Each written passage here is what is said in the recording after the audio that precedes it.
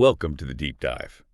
Today, we're looking at Colombia, and honestly, it's just this amazing study in contrasts. You've got this incredibly vibrant, fast-moving economy, a real digital innovation leader in Latin America, pushing ahead with things like AI rules. Right. But then, at the exact same time, that whole digital world is under this massive cloud of, well, really serious cybersecurity threats. Yeah. Ransomware attacks are just surging. And that tension, that contrast, that's exactly what we want to unpack today. Yeah. Our mission really is to dig into the sources that cover Colombia's digital growth, look at their ambitious regulatory moves. You mentioned the AI bill. There's also the digital ID strategy, and then really confront the frankly urgent real-world problems shown by those huge cyber attacks in 2023, the ones that basically stopped essential services cold.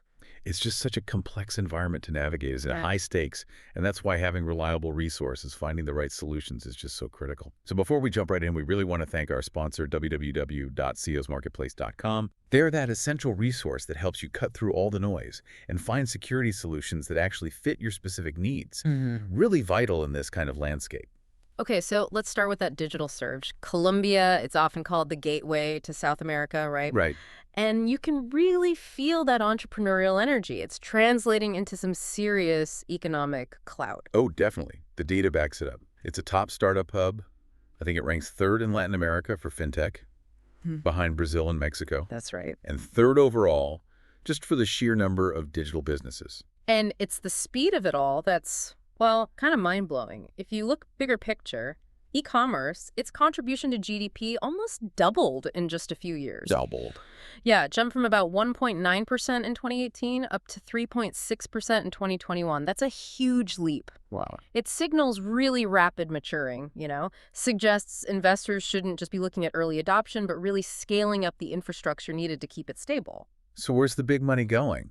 It's not just finance, is it? I saw No. something about agritech. Yes, agritech is booming, which is really fascinating given Colombia's history. Right. Those startups raised something like $350 million just in 2024. $350 million. That's serious capital. And they're using tech strategically, AI, IoT, blockchain, tackling huge challenges like climate resilience, efficient farming. You see names like Frubana popping up. They connect farmers to retailers directly.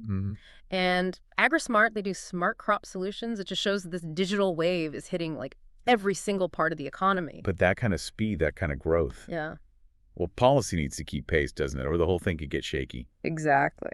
So let's look at how Bogota is trying to manage all this. Put some rules in place. Yeah, and they're definitely aiming high, trying to position Colombia as a regional leader, particularly in AI governance. Okay. The government actually submitted a bill to the Senate back in July 2025, Yeah. specifically to regulate artificial intelligence. And the goal? The stated goal is pretty clear. Promote AI development that's ethical, responsible, competitive, and innovative. Set the standard, basically. That sounds ambitious. But then you see that contrast again right in the basic infrastructure data. I mean, how do you regulate advanced AI when huge chunks of your population aren't even reliably online? That's the challenge. The sources really hammer home this stark digital divide. Yeah. Fixed internet access, huge inequality. About 50% in the cities have access, but drop that to just 12% in rural areas. Only 12%. Wow. And on top of that, general digital skills seem to be lagging too. Colombia ranked, 94th globally back in the 2019 Digital Skills Index, so there's a gap there. That divide makes the foundational stuff like secure ID, data protection, way harder, doesn't it? It really does. And while Colombia does have a pretty comprehensive data protection law on the books, our sources point out it's missing some key things you'd expect, things seen as international best practice. Like what? Specifically, the right for people to take their data with them, data portability, that's not quite there. And also the obligation for companies to tell you, the data subject, directly if your data's been breached. Those are two big gaps. Okay. And they're also rolling out a new national digital ID system. Yes, that's underway. Yeah. And the sources flag three really critical things for it to actually work. Right. First, it has to be truly inclusive, got to reach those remote communities, indigenous groups, everyone. Makes sense. Second, they have to build societal trust as they deploy it. People need to buy in. It's crucial. And third, you need a solid ecosystem of digital services that can actually use the ID effectively once it's out there. It can't just exist in a vacuum. Okay, so lots of ambition, lots of moving parts. Hmm. But all of this, as we said, is happening with this huge shadow hanging over it. The cyber threat reality. Yeah, and the numbers are stark. Colombia ranks third in South America for ransomware attacks. Third highest volume, yeah. It's a Yeah. major target. And these aren't just like minor inconveniences, are they? These attacks are causing profound disruption, national level stuff. Let's look at two really powerful examples that show just how severe it is. Okay. First, back in December 2022, Carroll, they're a huge healthcare provider, got hit by the Ransom House group. I remember hearing about that one. Yeah. It exposed sensitive patient data, obviously names, health records, ID numbers. But the real impact, the cascade effect, was that hospital scheduling systems just went down. People couldn't get essential services across the country. Just wiped out. Wow. That's bad enough. But the IFX incident, that sounds like it basically paralyzed things. Oh, IFX was devastating. September 2023, IFX Networks, a major ISP, hit by ransomware. Okay. And this one attack, just one, hit 78 different state entities. 78 government bodies. And 762 private companies across Colombia. Right. All from that single incident. Okay, this is where it gets really interesting or scary. What were the actual consequences? They were immediate and severe. 2 million scheduled legal proceedings just stopped. Suspended for 7 days because the judicial branch's web portals were totally frozen. 2 million. 2 million. And health centers lost their online services too. Patients couldn't book appointments, couldn't get prescriptions filled online. It was a massive shutdown of core government and health functions. That's almost unbelievable. Yeah. Paralyzing the courts and healthcare system. Incidents like that, on that scale, they just hammer home that resilience isn't, a nice to have. It's an absolute immediate national security need. Right. Investing proactively, finding the right security tools before this happens is the only way to stop these kinds of devastating outages. And honestly, that's exactly why services like our sponsor, www.cisomarketplace.com, are so vital. They really help security pros connect with the specific solutions they need to prevent or manage the next IFX before it takes down critical services. Okay, so faced with that reality, how are organizations actually trying to build up that resilience? What are the defenses looking like on the ground? Our sources looked at survey data from security pros in the region, right? They did. And there's extremely strong agreement on needing structure. Like 94% of them said that implementing risk management frameworks, RMFs, helps build resilience against ransomware. 94%. That's huge consensus. It is. And the popular frameworks are the ones you'd expect. ISO 27001, about 39% are using that, and NIST, around 38%.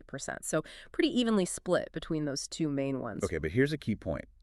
There's a big difference in who's actually adopting them. Right. There's a divide. The private sector, about 80% of those surveyed had implemented an RMF. Yeah. But in the public sector, that drops way down to only 60%.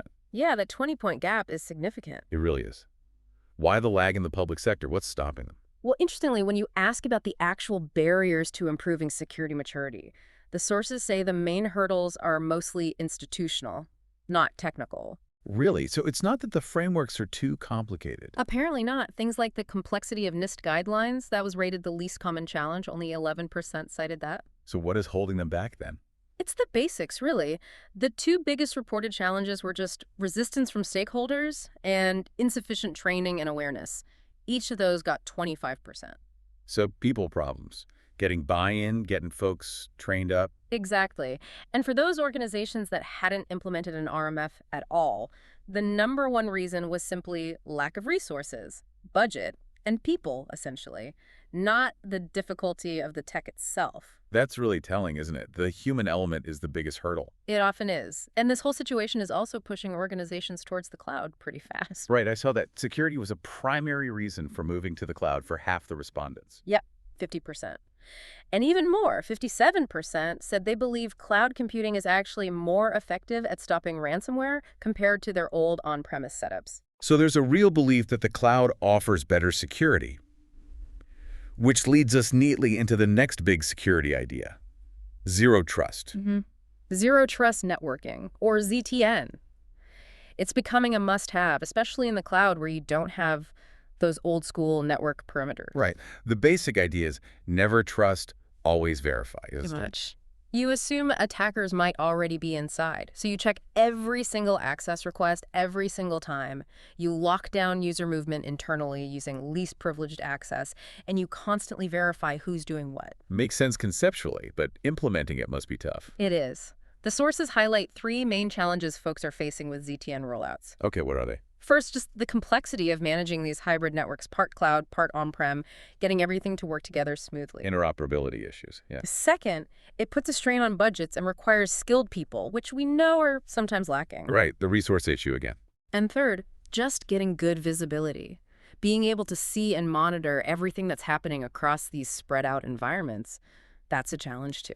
Okay, so technical and resource challenges there. Yeah. But speaking of critical institutional issues, there's a big governance gap mentioned relating to critical infrastructure, right? Yes, this is really important. Colombia set up its Critical National Cybernetic Infrastructure Regime, the ICCN, back in 2022 with Decree 338. Okay, sounds good on paper. But, and this is a big but, the sources point out that as it stands, this framework actually excludes critical infrastructure assets and essential services that are run by the private sector. They're not included in the national inventory. Wait, seriously, after seeing what happened with IFX, a private ISP, they exclude private critical infrastructure. That's what the sources indicate is the current situation. That seems like a massive oversight, a critical vulnerability, really. It absolutely is. I mean, think about it. The private sector runs a huge chunk of the nation's critical digital systems. We saw crystal clear with IFX how one private company getting hit could shut down government functions. Yeah.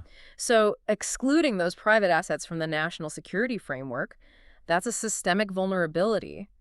It definitely needs fixing if Colombia wants true national cyber resilience. Okay, so let's try and wrap this up then. Pull the threads together from this deep dive. Right. Colombia's clearly got huge ambitions, right? Wants to be a digital leader in the region. They're moving proactively on things like AI regulation, encouraging sophisticated defenses like RMFs and cloud adoption. Definitely pushing forward. But those gaps we talked about, there's still major hurdles. Yeah. That rural-urban digital divide is still huge. There's an ongoing need for more training, more skilled people on the workforce. And that institutional resistance to change, the stakeholder pushback, that's still a problem. And crucially, as you just pointed out, that failure so far to properly include major private sector digital assets in the national security planning, that feels like a continuous systemic risk. It absolutely does. So what's the big takeaway here? What does this all mean for you listening?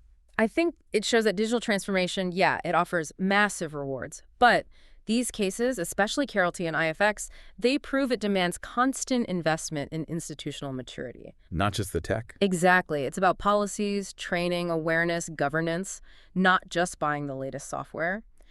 And the market sees this need. Demand for qualified cybersecurity services in Colombia jumped 40% back in 2020. It's a field crying out for investment in skilled people. Right. So maybe a final thought for everyone listening to chew on. Just think about that IFX attack again.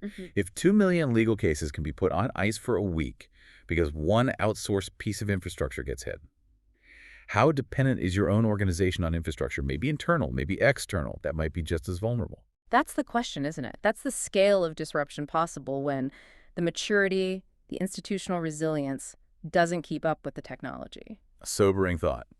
Excellent insights today. And our thanks again to our sponsor, www.cisomarketplace.com. They're the essential resource for navigating that complex security vendor world and finding the right tools for your specific needs. Join us next time for another deep dive.